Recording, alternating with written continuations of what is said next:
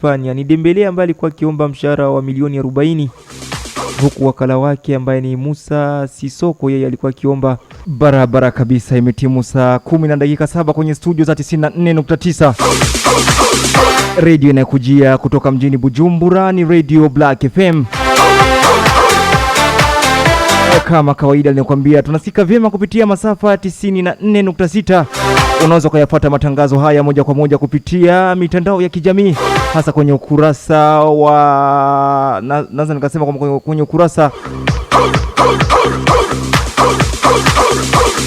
wa Facebook, ukurasa wa WhatsApp, ukurasa wa Instagram. Inatakiwa tu kuandika Black Media, moja kwa moja unapata matangazo haya mubashara. Unaweza ukaingia hata kwenye App Store ukaweza kudownload application yako ifahamikayo kama online radio box, na ukabofya kwenye Radio Black FM. Bila shaka unatupata sehemu zote, kuanzia hapa Burundi, bara la Afrika na dunia nzima, kupitia app hiyo. Ni matumaini yangu hujambo mpendwa msikilizaji, na nina furaha ya kuweza kukutana nawe kwenye maiki kwenye masafa 94.9, ikiwa ni siku ya Jumapili tarehe 10 mwezi Julai 2022. Na kiashirio kama ulivyosikia ni kiashirio cha kipindi cha michezo kwa lugha ya Kiswahili kifahamikacho kama Black Sunday Sport. Ni mara ya kwanza kusikika kwenye 94.9, na bila shaka Kabonwa Maurice Momosha Dai Hapuk nikikata utepe kwa siku ya leo. Utakuwa na shauku ya kujua yapi ambayo atakuwa nagubika safari hii ya saa moja takriban kama ni dakika 60 hivi inasikilizika vyema. Ni kwamba tutaanzia hapa Burundi,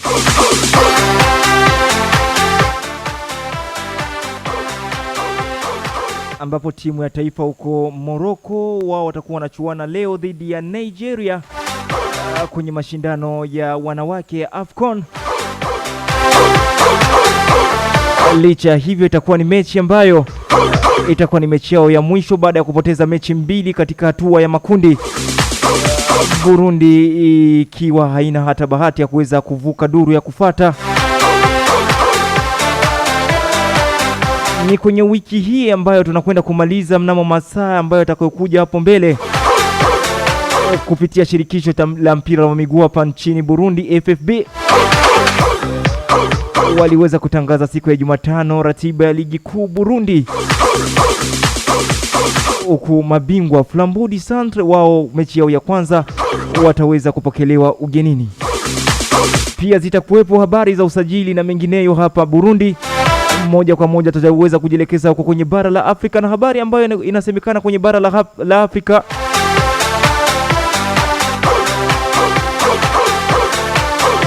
ni habari ya mchezaji kutoka hapa Burundi afahamika kwa jina la Gael Bigirimana ateka vichwa vya habari magazetini baada ya kutua Tanzania kwa ajili ya kukamilisha usajili wake Young Africans. Tutajielekeza huko nchini Morocco baada ya kuweza kuwapa kombe la shirikisho barani Afrika. Huyu ni mkufunzi kutoka Jamhuri ya Kidemokrasia ya Kongo anayefahamika kwa jina la Flora Ibenge, kutokana na matokeo mabovu ambayo aliyapata kwenye ligi ya daraja la kwanza huko Morocco inayofahamika kama Botola 1. Licha ya kuweza kuwapa ubingwa wa kombe la shirikisho barani Afrika, viongozi wa timu ya Renaissance Sportive Berkane waliamua kumwachisha kazi, na wapya na ambapo anakwenda kuelekea kana mwanzo hadi tamati ya kipindi hiki.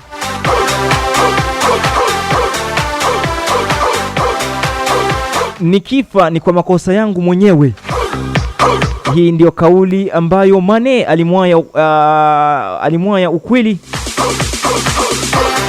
kipindi cha mashindano mataifa barani Afrika, na siku ya jana aliweza kufunguka kuhusu kauli hii ambayo aliyotamka kwenye mashindano hayo baada ya kuifikisha timu hiyo ya Senegal finali na kuweza kutoa kombe kwa mara yao ya kwanza kombe la mataifa la barani Afrika.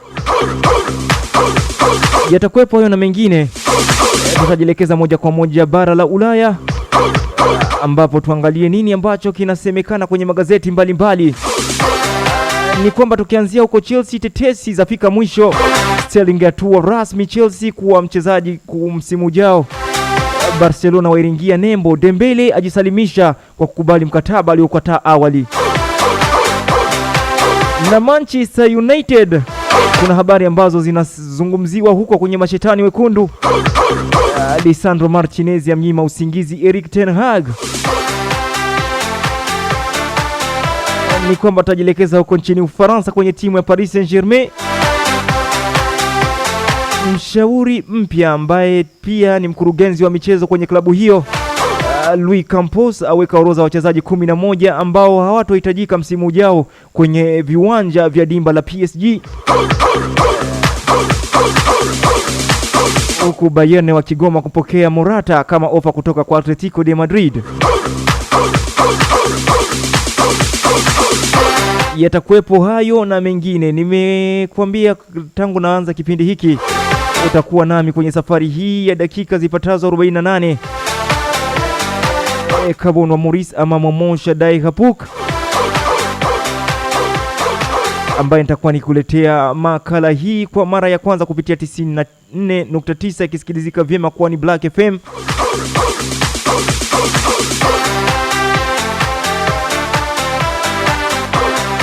Basi kabla ya kuweza kuingia rasmi kwenye kipindi hiki, labda tuweze kuingia kipindi hiki. Naam, ni Sterling ambaye anakwenda kujiunga na timu ya Chelsea kwa mkataba wa miaka 5. Huku kwa wiki atakuwa akipokea $300,000 za euro kutoka kwenye timu hiyo, na inasemekana kwamba mchezaji huyu anaweza kujiunga na timu ya Chelsea huko nchini Umarekani, ambapo timu hiyo wanakwenda kujiandalia msimu ujao baada ya kuweza kufanywa vipimo vya afya, na ikiwa kama itathibitishwa kwamba Sterling yuko salama, basi anaweza kujiunga na timu ya Chelsea akakuta huko Marekani katika kujiandalia msimu mpya. Na habari zinazoendelea kusemekana kwenye timu ya Chelsea baada ya siku ya jana kuweza kukwea pipa na kuelekea huko nchini Umarekani kwa ajili ya kujiandalia msimu ujao ambao unaweza unakwenda kutimua vumbi tarehe 5 mwezi Agosti. Ni kwamba N'Golo Kante pamoja na Rob Loftus-Cheek wao kuweza kujiunga na timu ambayo iliweza kuteuliwa na mkufunzi Thomas Tuchel, sababu ikiwa ni kwamba walikuwa hawaenezi taratibu za chanjo la uviko 19 ma COVID-19, na taifa la Marekani liliweza kuwanyima visa. Kwa hiyo wachezaji hao waliweza kusalia nchini Uingereza, ambapo mechi hizo ambazo Chelsea wanakwenda kuandaa kwa msimu mpya, wachezaji hao hawataweza kujiunga na timu hiyo, na kwa hiyo ni Chelsea wao watakuwepo kwa Marekani pasipokuwa na N'Golo Kante ama Robert Loftus-Cheek.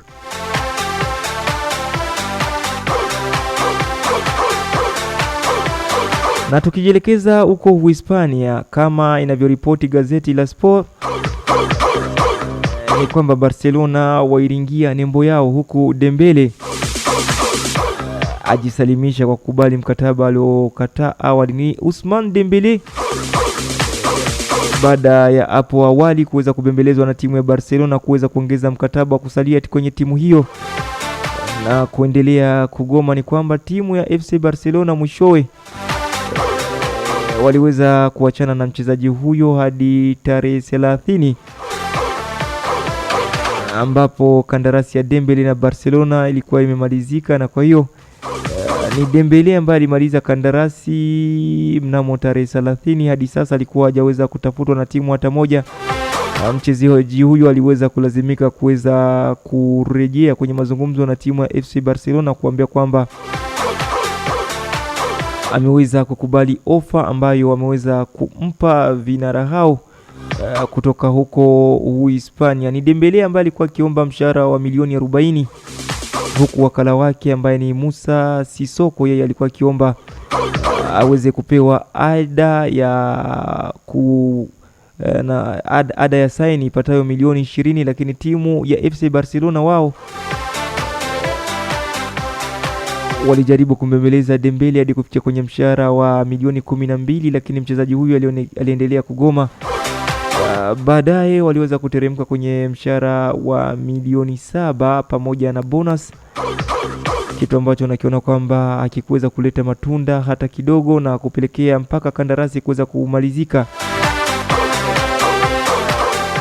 Dembele na Barcelona historia ikawa imeishia hapo, lakini leo ni kwamba mchezaji huyo ameweza kukubali kupunguzwa mshahara hadi kwenye 40%, na inasemekana kwamba atakwenda kulipwa mshahara pamoja ukiwa sambamba na huyo mchezaji Ansu Fati ambaye kwa sasa anapokea mshahara wa milioni 6 kwa mwaka.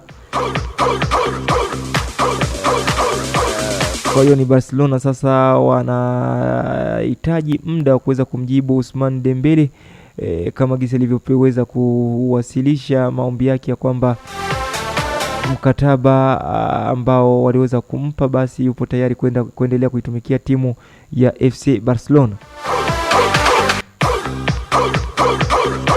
Mkufunzi Erik ten Hag baada ya kujiunga na timu ya Manchester United, tunaelekea huko kwenye jiji la Manchester, bado anaonekana kumnyemelea mchezaji wa Argentina mbeki kisiki ambaye anafahamika kwa jina la Lisandro Martinez.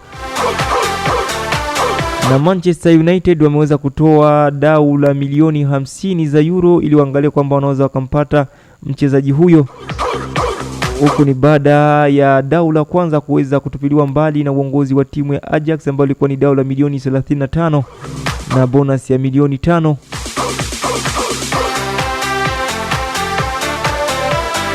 Kwa hiyo habari kutoka huko kwenye gazeti la Manchester Evening imesema kwamba timu ya Manchester United asubuhi ya leo wameweza kuenda na dau jipya la milioni 50, pesa ambazo timu ya Ajax wao walikuwa wakiziomba, na timu hiyo imeweza kuomba kupewa muda waweze kufikiria kuhusu kuchukua hatua ya kuachana na mchezaji huyo beki ambaye ni tegemezi kwenye ngome ya timu ya Ajax Amsterdam. Lisandro Martinez pia peke yake ameshaweza kuonesha kwamba ana nia ya kutaka kujiunga na timu ya Manchester United, lakini inasubiriwa tu uamuzi wa mwisho kutoka kwenye uongozi wa timu ya Ajax Amsterdam ambao ni mabingwa wa huko Uholanzi,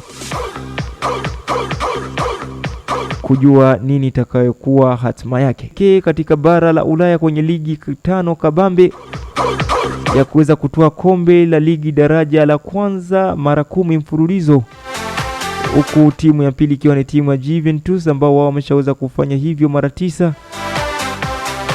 Ni kwamba waligoma kupokea ofa kutoka kwa Atletico Madrid kwa mkopo wa mchezaji ambaye alikuwepo kwa mkopo kwa Juventus, Alvaro Morata, akiwa na umri wa miaka 29. Ni timu ya Atletico de Madrid walijaribu kuomba timu ya Bayern Munchen kwamba waweze kumchukua mchezaji huyo huku timu hiyo wakiwa wanajiandaa kuweza kumwachia raia kutoka huko Poland Robert Lewandowski, ambaye ameendelea kusisitiza kwamba anataka kujiunga na timu ya FC Barcelona. Kwamba timu ya Bayern wametupilia mbali ofa ya Atletico Madrid ya kutaka kuwapa mchezaji Morata kwa mkopo na kutangaza kwamba hawana mpango naye.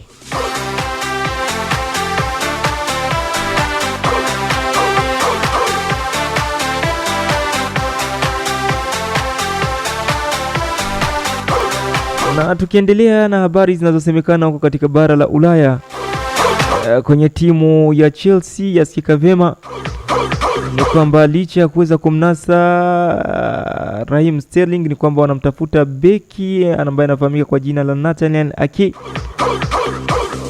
Huyu ni beki ambaye alikomalia kwenye timu ya Chelsea baada ya kabla ya kuondoka mwaka 2017 na kujielekeza kwenye timu ya Bournemouth. na baadaye alikwenda kwa mkopo kwa timu ya Bournemouth. Aliporejea ni kwamba timu ya Bournemouth waliweza kutoa dau la milioni 20 kwa timu ya Chelsea na kuweza kumchukua mchezaji huyo. Baadaye timu hiyo iliweza kusua katika msimu wa kufuata na kupelekea kuweza kushuka daraja la pili Championship. Manchester City wakaweza kumnunua beki huyo anayetumia guu la kushoto milioni 41. Ni Nathaniel Ake ameonyesha nia kuweza kujiunga na timu ya Chelsea.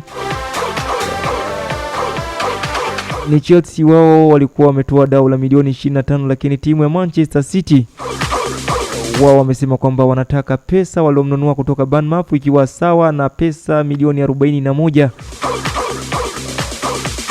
ili waweze kuachana na beki huyo ambaye ni beki tegemezi wa timu ya taifa ya Uholanzi.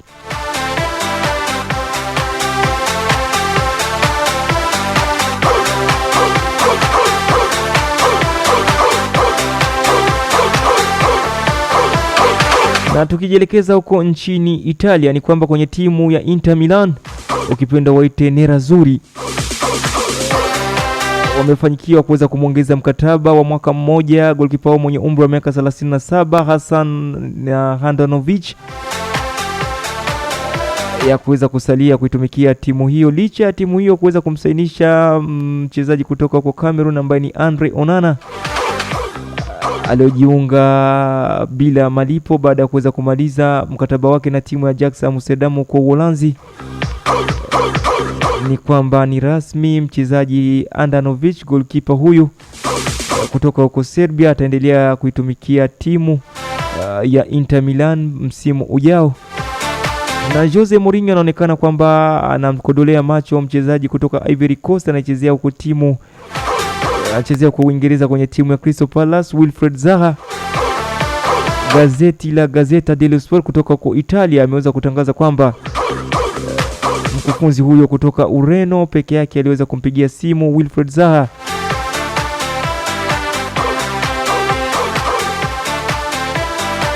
na kuweza kumuonesha mpango unaotakiwa ili aweze kujiunga na timu hiyo msimu ujao. Ni Jose Mourinho ambaye anapania kuweza kuiandikishia nyingine story timu ya AS Roma baada ya kuweza kuipa kombe la Conference League bara la Ulaya. Kwa hiyo ni Jose Mourinho anajaribu kuangalia jinsi gani ataweza kuimarisha kikosi cha timu yake hiyo ya AS Roma msimu ujao na kuhakikisha kwamba timu hiyo kutoka mji mkuu wa Italia wao wanaweza kushiriki ligi ya mabingwa. Tukielekea huko Ufaransa kupitia gazeti la Le Parisien, kijana kutoka huko Brazil Neymar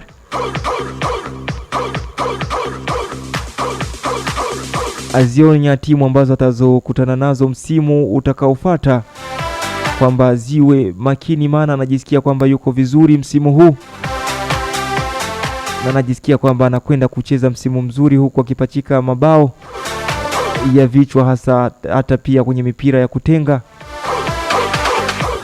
Alimalizia na kusema kwamba anajisi kuwa niko vizuri maana kwenye likizo ambayo niliweza kuifanya huko nchini Umarekani na Ibiza, basi kila lenye mwanzo halikosi wake mwisho. Nikushukuru wewe mpendwa msikilizaji ambaye ulikuwa nami mnamo majira ya saa 10 hadi sasa saa 11, nikiwa sina la ziada. Kabla ya saa sio saa, mwisho wa saa sio saa, bimana muda ni muda. Kwa hiyo nitakushukuru sana kwa kunitega sikio mnamo saa hii moja ambayo nimeweza kujaribu kukuletea habari za michezo kwa lugha ya Kiswahili. Nikutakie kuendelea kusikiliza Radio Black FM. Nikufahamishe kwamba walikuwa nami Kabuna Maurice ama Momo Shadai Hapuk, nikiwa sina la ziada isipokuwa kukuaga kwa ahirini. Tukutane siku ya kesho majira ya saa 4 hadi majira ya saa 7 kwenye lugha ya taifa, ambapo tutakuwa tukikuletea kipindi cha Bingo Sport kama ilivyokuwa kawaida kuanzia siku ya Jumatatu mpaka siku ya Ijumaa. nikikutakia jioni njema na kusema kwa herini.